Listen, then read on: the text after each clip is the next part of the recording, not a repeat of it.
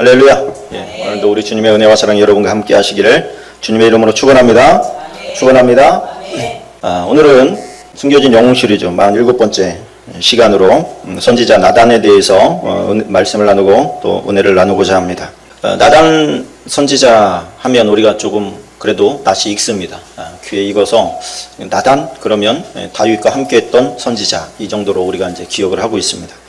오늘 드러나는 사건은 우리가 잘 아는 대로 밧세바를 취하기 위해서 충신 우리아를 암몬 사람의 칼에 죽게 만들고 그 밧세바를 취하여 아이를 낳고 그 아이가 이제 죽게 되는 그런 과정, 일련의 과정을 보여주면서 그 가운데 다윗이 이렇게 큰 실수를 하게 된 배경, 그리고 이 실수가 이 밧세바 사건, 다시 말하면 나단의 책망 이전과 이후가 굉장히 달라집니다. 다윗이.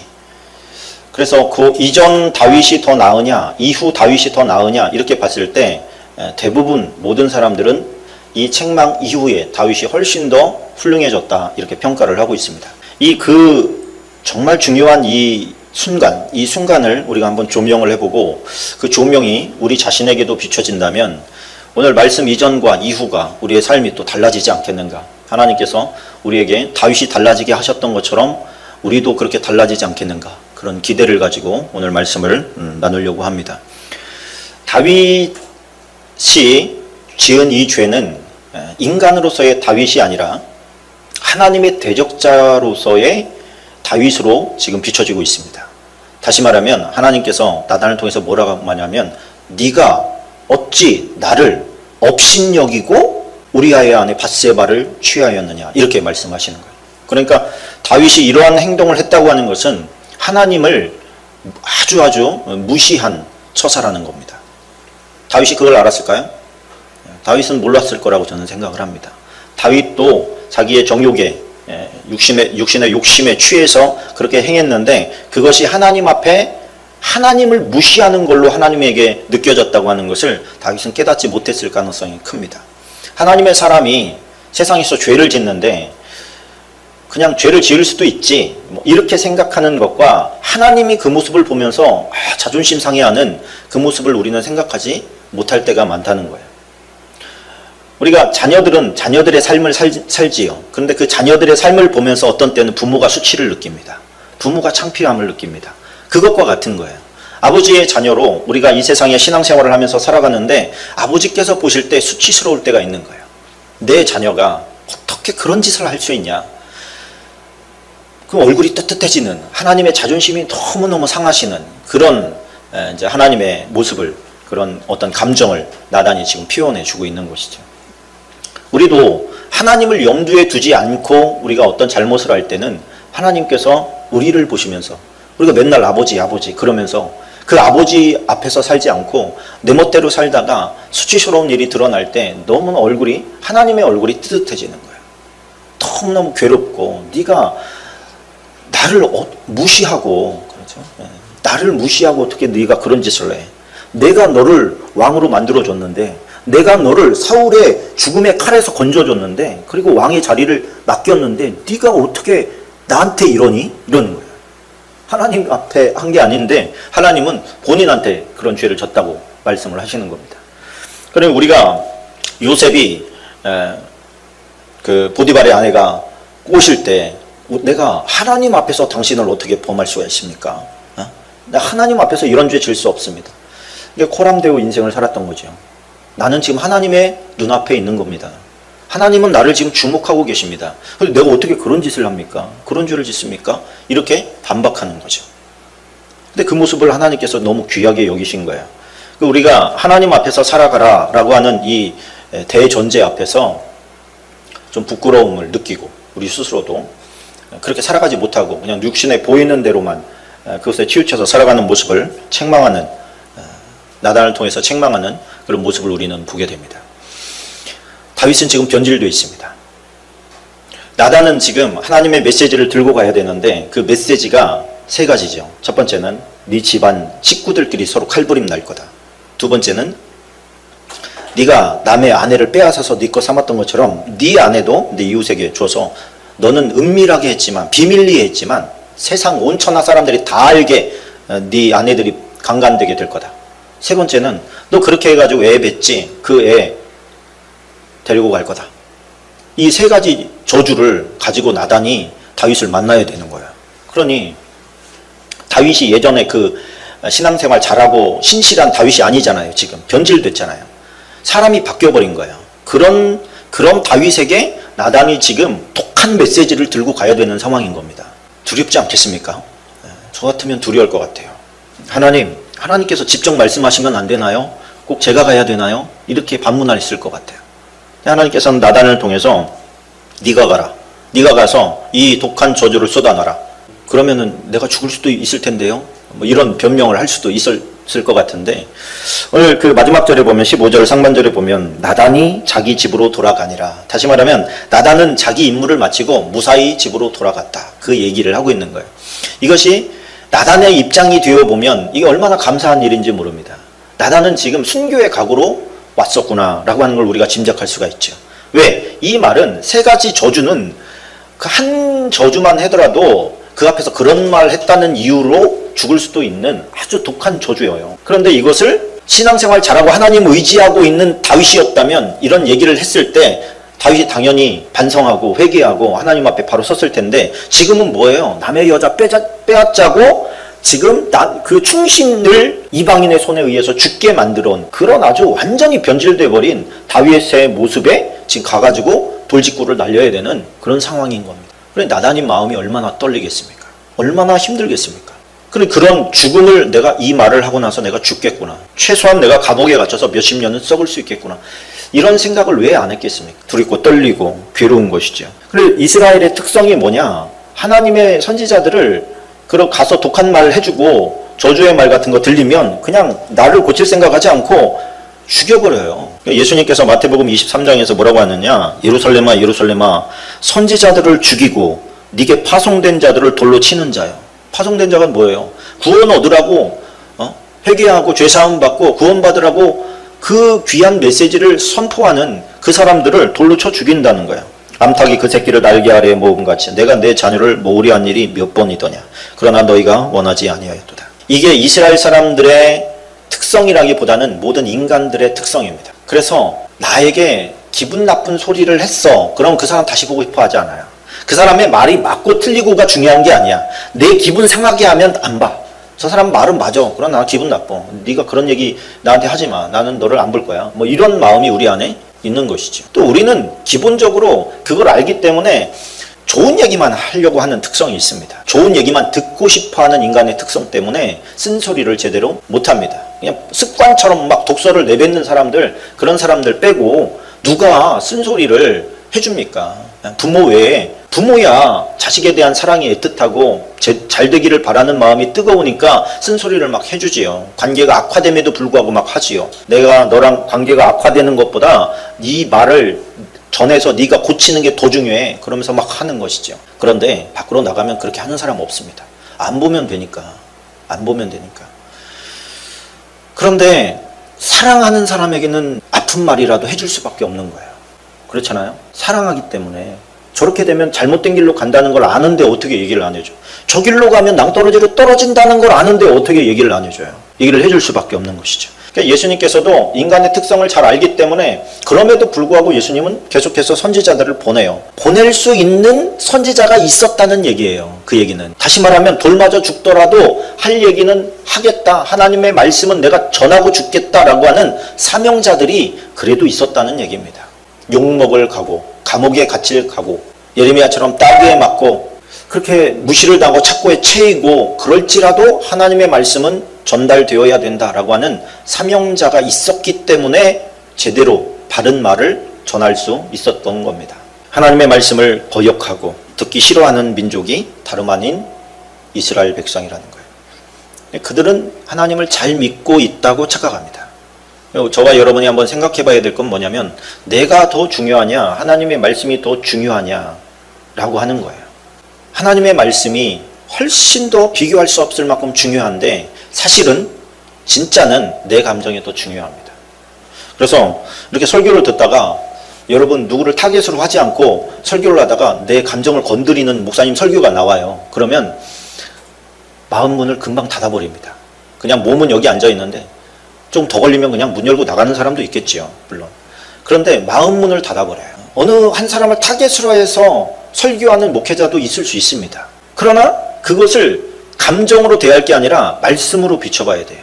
저 사람이 왜 기분 나쁜 말도 좋게 포장해서 얘기해 줄 수 있지요. 그렇게 하도록 우리는 또 우리의 언어의 기술을 업그레이드 시켜야 됩니다. 그런데 그렇게 하지 못했을 때라도 저 사람의 인격이 부족함에도 불구하고 옳은 말을 나에게 해준다면 우리는 그 귀담아 들어야 될 수 있는, 귀담아 들을 수 있는 인격이 돼야 되거든요. 그 정도로 성숙해야 돼요. 나는 나야 그러면 아직도 까마득하게 먼 것이죠. 그리고 오늘 나단이 선포한 이 메시지 엄청 쓴소리인데 이거를 다윗이 마치 막 이따만한 구슬을 삼키듯이 그냥 꿀꺽 삼킵니다. 꿀꺽 삼킵니다.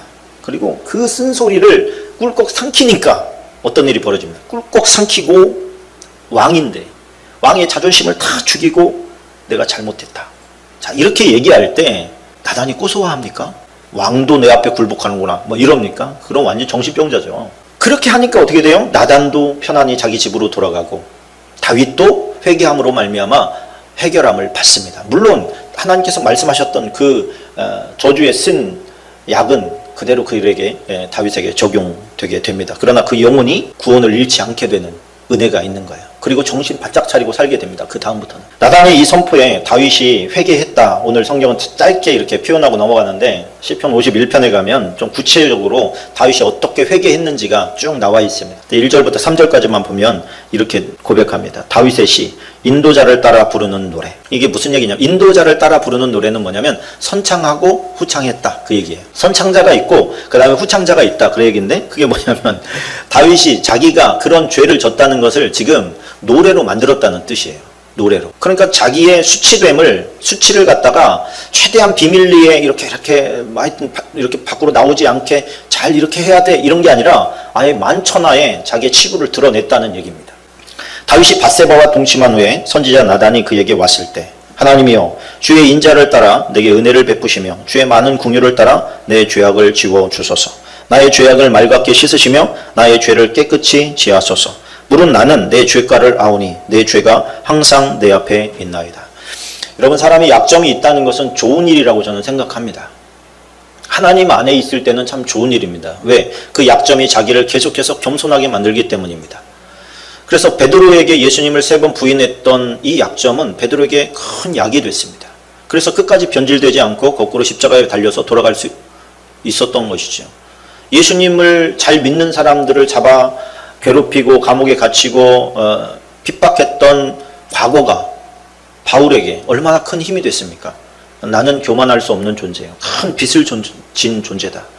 그 안질이 있었다고 하는데 다메섹 도상으로 가던 과정에 하나님의 빛을 보고 생긴 안질이라 그래요. 눈이 아플 때마다 이걸 놓고 하나님 그럼 고쳐주십시오. 너무 괴롭습니다. 기도했지만 내 은혜가 내게 족하다. 아멘이시죠? 아파요. 아픈 건 그 이후에도 계속 평생 아팠을 거예요. 그런데 마음가짐이 바뀌었어요. 그래, 내가 이 안질이 왜 생겼지? 너 믿는 사람들 죽이려고 잡아 가두려고 가다가 생긴 거야. 그러면 눈이 아플 때마다 그 생각 날 거 아닙니까? 그럼 벗어나려고 했던 교만이 다시 제 궤도를 찾게 되고 이것이 아플 때마다 생각나는 것이죠. 아플 때마다. 닭이 울 때마다 베드로는 회개할 수밖에 없는 것이죠. 뜨끔뜨끔한 것이죠. 그래서 자신의 겸손을 유지해서 사울처럼 변질되지 않고 다윗처럼 이 밧세바 때처럼 변질되지 않을 수 있는 요인이 뭐냐? 자기의 약점을 드러낸 거예요. 드러내서 사람들이 알아. 그래서 내가 교만해지려고 할 때 저 사람이 나를 보면서 씩 웃으면 뜨끔해가지고 다시 원상태 복귀가 될 수 있는 것이죠. 요 제동장치가 없으면 우리는 금방 교만해진다고 저는 생각합니다. 변질된다고, 버림받는다고 생각합니다. 교만하면 패망이 오는 거예요. 패망당할 때 가장 먼저 오는 게 교만이에요. 어떻게 이 교만을 우리가 그런데 해결할 수가 없어요. 왜 해결할 수가 없느냐? 이 교만을 가져다 주는 존재가 사단이기 때문에 그렇습니다. 사단은 우리가 이길 수 없는 존재예요. 주의 보혈과 성령의 능력이 아니고는 그걸 이길 수가 없어요. 그래서 그 사단을 이길 수 있는 단 하나의 무기가 뭐예요? 기도예요, 기도. 근데 기도가 내가 싸우는 겁니까? 하나님이 싸우시옵소서 기도하는 거예요. 여러분, 우리의 내적인 적은 사실은 교만입니다. 교만인데 언제 교만이 들어왔고 내게 얼마나 많은 교만이 있는지 파악을 못해요. 내재된 거야. 이거를 들춰내서 건지시는 분이 하나님이십니다. 그래서 여러분 화날 일이 생기면 가끔 가다가 내 안에 아직 악이 이렇게 많구나. 나는 아직도 멀었구나. 이게 계속해서 나를 겸손하게 만들어야 돼요. 통곡하게 만들고 나에 대해서 절망해야 돼요. 좌절해야 돼요. 내가 아직도 이 수준이구나. 내가 뭐 잘났다고 내가 또 화를 냈네. 내가 뭐 잘났다고 뭘 제대로 하는 게 있다고 그러면서 자기를 점검하는 것이죠. 그런데 저는 나단이 이 상태에서 죽을 수밖에 없는데 나단이 다시 집으로 돌아갈 수 있었던 중요한 포인트 하나는 뭐냐면 그가 놀라운 지혜를 발휘했다는 거예요. 나단도 아마 고민 많이 했을 겁니다. 이거를 하나님께서 주신 메시지를 그대로 갖다가 먹여버리면 저 다윗이 어떻게 돌변할까? 두려웠을 거라고 생각해요. 그리고서 고민하고 기도하면서 하나님께 지혜를 구할 때 하나님께서 주신 지혜가 바로 그 앞부분에 나온 그런 재판이에요. 재판. 왕이 하는 일 중에 하나가 뭐냐면 아랫사람들이 해결하지 못한 아주 중요한 어떤 재판거리를 왕이 해결해주는 재판장 노릇을 그 당시에는 했습니다.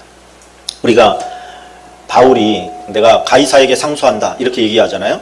로마 황제가 아닙니까? 황제도 역시 뭐를 했어요? 아랫사람들이 해결하지 못하는 것을 황제가 해결하는 거예요. 왜? 황제는 영향을 받지 않아. 뇌물도 안 받아. 그렇죠? 왕이 무슨 뇌물이 필요하겠어요. 그러니까 아주 객관적으로 판단할 수 있는 일인이라고 보는 거예요. 그래서 왕이나 황제나 그런데 이제 아무나 해주는 게 아니고 로마 시민에게만 그 특권을 준 거예요. 그러니까 바울이 그것을 사용한 것이죠. 나 상소한다. 가이사 황제에게 나 상소한다. 이래 버리니까 오히려 좀 뇌물이나 받아 먹으려고 했던 이런 사람들이 아주 당황하게 되는 일이 벌어진 겁니다. 다윗도 재판장 역할을 하는데 나단이 재판거리를 가지고 온 것처럼 다윗에게 온 거예요. 그 얘기는 뭐냐면 다윗 주변에는 다윗만 있었던 1대1의 상황이 아니라 사람들이 있었다는 얘기입니다. 그 가운데 와서 다윗에게 그러는 거예요. 왕이시여 재판할 거리가 하나 있습니다. 그래 뭔가 얘기해 보시게. 얘기해 봤더니 뭐라고 합니까? 한 마을에 한 사람은 아주 가난하고 한 사람은 뭐 나귀와 말과 뭐 이런 것들이 굉장히 많은 부잣집인데 그 가난한 사람은 양 한 마리가 있습니다. 이 양이 얼마나 귀하고 사랑스러운지 그냥 딸처럼 같이 먹고 자고 하면서 그냥 딸과 같이 됐습니다. 근데 이 부잣집에 손님이 왔는데 자기 거 잡아 죽이기 싫다고 그 가난한 집 양을 끌어다가 힘 있다고 그걸 죽여가지고 대적을 했습니다. 그랬더니 다윗이 확 화를 낸 거예요. 아니 그런 때려 죽일 놈이 어딨냐.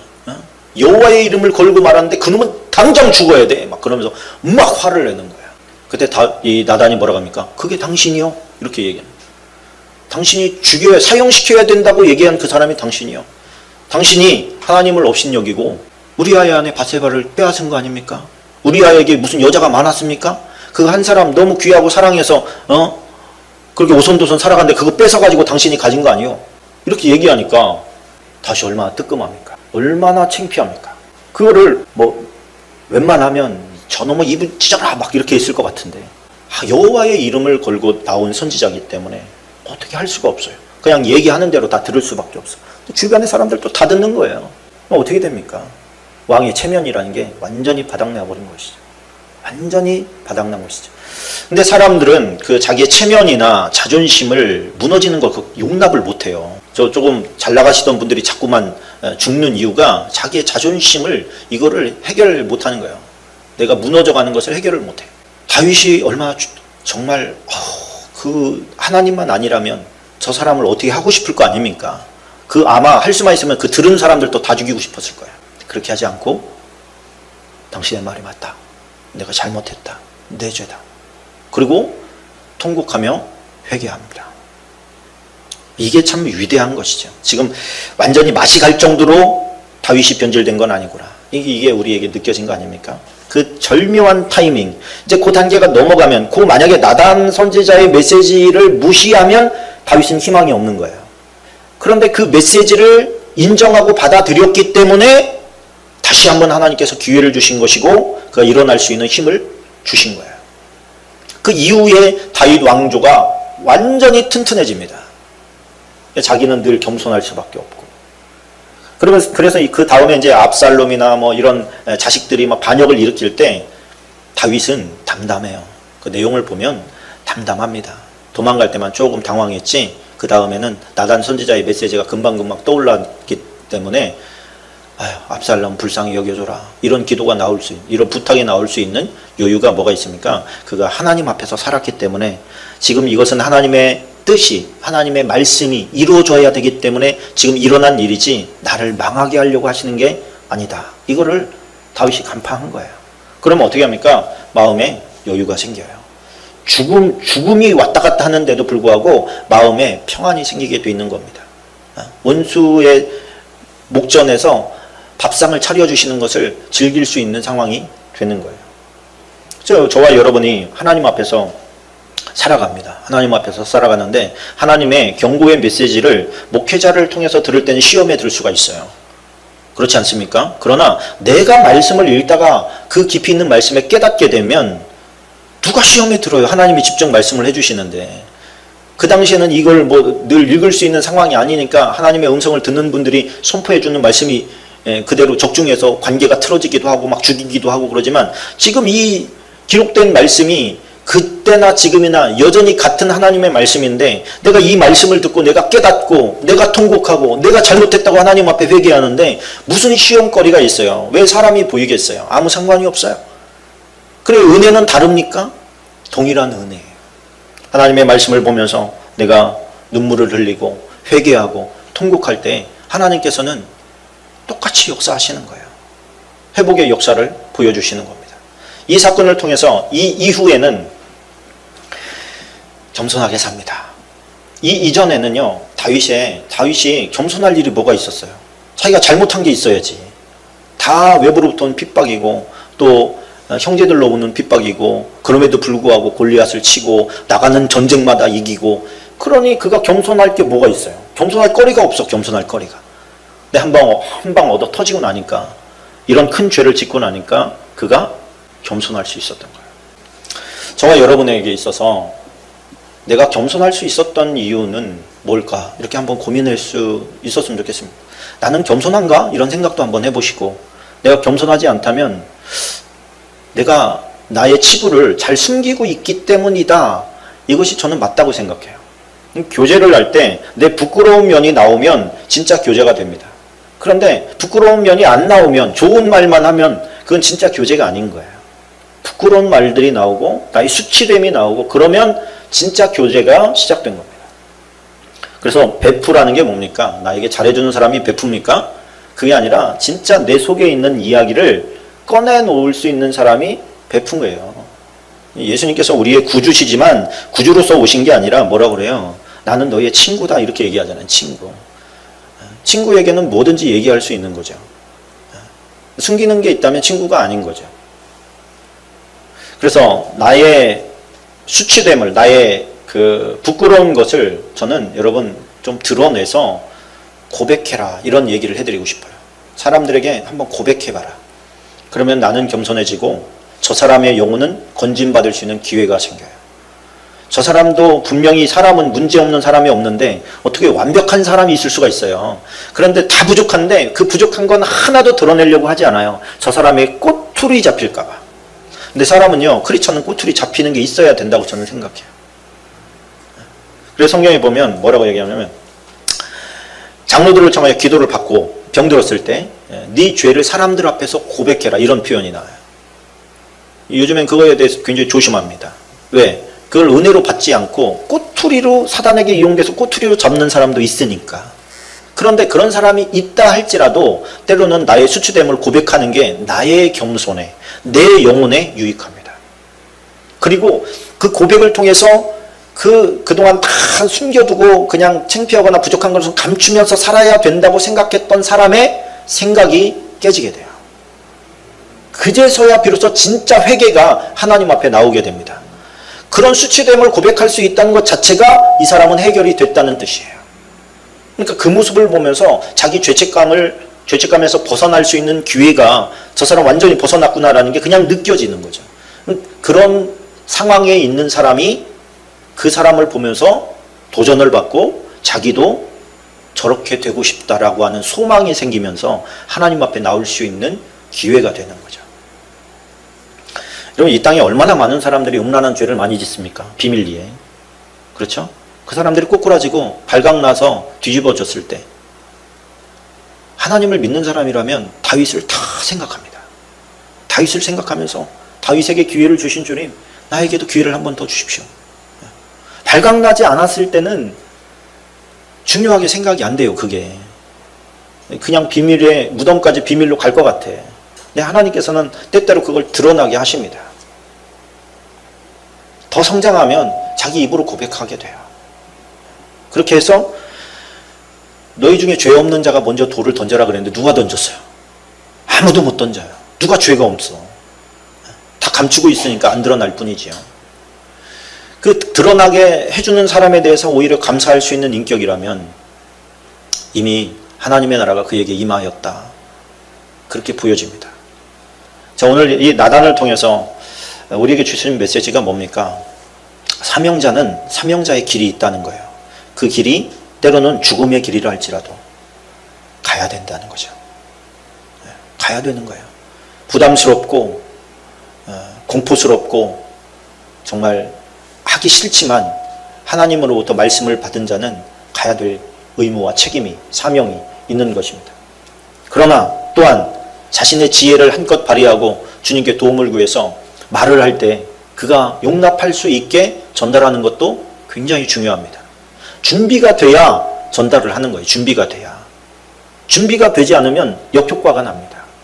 그러니 그 준비시키는 작용을 그 부자와 가난한 사람의 한 마리 양을 통해서 전달을 미리 해놔서 옥토밭을 만들어 놓은 다음에 독한 메시지도 받아들일 수 있게 한 것이죠. 그런 지혜는 하나님으로부터 오는 겁니다. 하나님, 나에게 입술에 지혜를 주십시오. 마음을 풀어줄 수 있는, 받아들이게 할 수 있는 힘 있는 그런 말의 힘을 저에게 주십시오.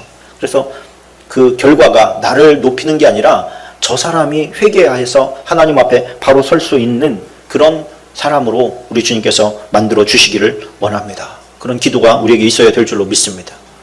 이 이후에 어떻게 됐을까요? 나단과 다윗의 관계는, 나단을 볼 때 얼마나 껄끄럽겠어요. 그렇죠? 다시는 안 보고 싶은 얼굴일 거 아닙니까? 그런데 절친이 됩니다. 나단과 다윗 왕이 절친이 돼요. 다시 한번 생각해 보니까 누가 목숨 걸고 쓴 소리를 나에게 해주겠나, 이런 생각이 다윗이 든 것이죠. 그러니까 철저하게 나단을 믿습니다. 믿고 신뢰합니다. 그리고 나단도 그 주변에 보면 뭐 압살롬이나 뭐 아도니아나 이런 왕을 거역하고 자기가 왕이 되려고 했었던 모든 사람들의 마음이 다 그쪽으로 쏠렸을 때도 나단은 흔들리지 않아요. 다윗 옆에서 딱 다윗을 보좌합니다. 그러니까 다윗이요, 그 이후에는 뭐든지 믿고 맡길 수 있는 사람이 돼요. 온전한 하나님의 사람이죠. 철저히 하나님 중심으로 살아가죠. 충원을 아끼지 않죠. 목숨을 걸고. 더 이상 믿을 사람이 누가 있어요? 철저히 믿습니다. 그러니까 솔로몬에게 기름 부어 왕을 세울 때도 나단을 보냅니다. 또 솔로몬이 나중에 세워서 성전을 세우게 되면 그곳에 돌아가는 그 시스템을, 제사 드리는 거 빼고 뭐 찬양 만들고 찬양대를 조성하고 뭐 악기를 동원하고 이런 것들을 어떻게 돌리고 이런 것들을 나단과 가색에 다 위임합니다. 당신이 해주시오. 하나님이 기뻐하는 것을 알 테니 당신이 해주시오. 그리고 다 맡겨요. 끝까지 하나님 앞에서 신의를 저버리지 아니하고 충성했던 나단의 모습이 새삼 우리의 마음을 때립니다. 저는 우리 성도들을 볼 때 참 고마운 것들이 많습니다. 우리 성도들을 볼 때도 나단과 같이 그냥 그 자리를 묵묵히 지키면서 신의를 저버리지 않는 그런 성도들이 있다는 게 얼마나 감사한지 몰라요. 하나님께서 나단에게 베푸신 은혜를 여러분에게도 부어주실 줄로 믿습니다. 또 우리 자신이 하나님 앞에서 변질되지 않고 끝까지 하나님을 신뢰하면서 살아갈 수 있도록 도와주십시오. 하고 우리 함께 간청하는 기도를 드리겠습니다.